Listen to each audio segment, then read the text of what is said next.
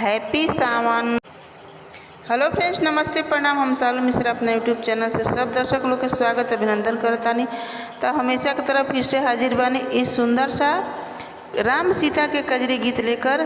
ये गीत वो समय के बाद जब राम सीता और लक्ष्मण भैया बन गई रहे लोग और सीता मैया मिर्गा के लिए जिद कैले रही, तो वही समय के गीत बा। आई रहुआ लोग के हम गीत के माध्यम से सुनाओ तनी। थोड़ा सा भी अच्छा लग जाए तो हमारा सपोर्ट जरूर करें हम लोग।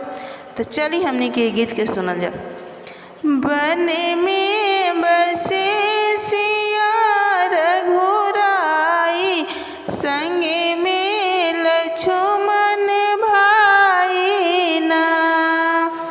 बन में बसे सिया रघुराई, संगे में लक्ष्मण भाई ना। घास या कोस से बनी है मड़ैया, घास या कोस से बनी है मड़ैया। ताही ऊपर लगे घनी फुलवारी ना, ताही ऊपर लगे घनी फुलवारी ना। मेरे गा चरी चरी जाए ना, मेरे गा चरी चरी जाए ना। मेरे गा के रूप सिया बड़ा मन भावे, मेरे गा के रूप सिया बड़ा मन भावे। मेरे गाऊ है चाहे ना, मेरे गाऊ है चाहे ना। बन में बसे सिया रघुराई, संगे में लक्ष्मण भाई ना। बन में बसे सिया रघुराई, संगे में लक्ष्मण भाई ना। ले धनुष बढ़ चल रघुराई, ले धनुष बढ़ चल रघुराई। लक्ष्मण दिल समझाई ना, लक्ष्मण को दिल समझाई ना। बन में बसे सिया रघुराई, संगे में लक्ष्मण भाई ना।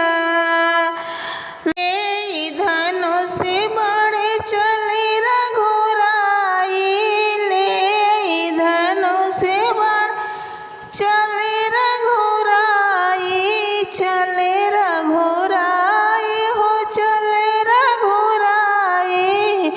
लक्ष्मण दिए समझाई ना, लक्ष्मण दिए समझाई ना। बन में बसे सिया रघुराई, संगे में लक्ष्मण भाई ना। बन में बसे सिया रघुराई, संगे में लक्ष्मण भाई ना। लगते बाण हो मोहे पुकारे, लगते बाण हो मोहे पुकारे। करुणा भाव से मोहे पुकारे, करुणा भाव से मोहे पुकारे। तब लक्ष्मण खिंच रेखाना, तब लक्ष्मण खिंच रेखाना। बन में बसे सिया रघुराई, संगे में लक्ष्मण भाई ना। बन में बसे सिया रघुराई,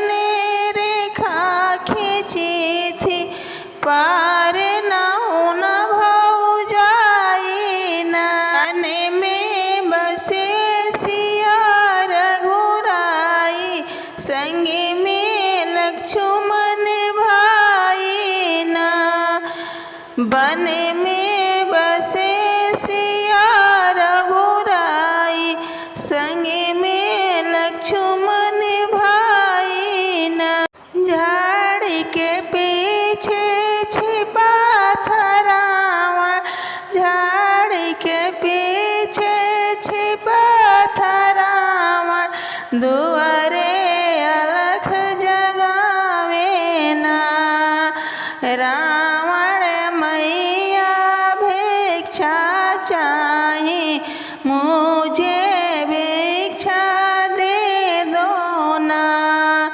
रावण मैया भिक्षा चाहे, मुझे भिक्षा दे दो ना। वन में बसे सिया रघुराई, संग में लक्ष्मण भाई ना। वन में बसे सिया रघुराई, संग में लक्ष्मण भाई ना। सीता भिख देवे जब आई, सीता भिख देवे जब आई, रावण मन मुस्काए ना। सीता माँ के धाली, रावण हर के रथ बैठाया ना। सीता माँ के दहले पर रावण हर के रथ बैठाया ना। वन में बसे सिया रघुराई, संग में लक्ष्मण भाई ना।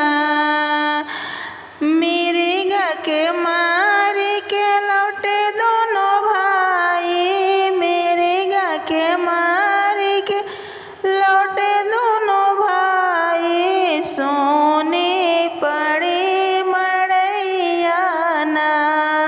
सोने पड़े मड़ैया ना। सीता माता के खोज में निकले, सीता माता के खोज में निकले, लंका पकड़ी चढ़ाई ना। लंका पकड़ी चढ़ाई ना।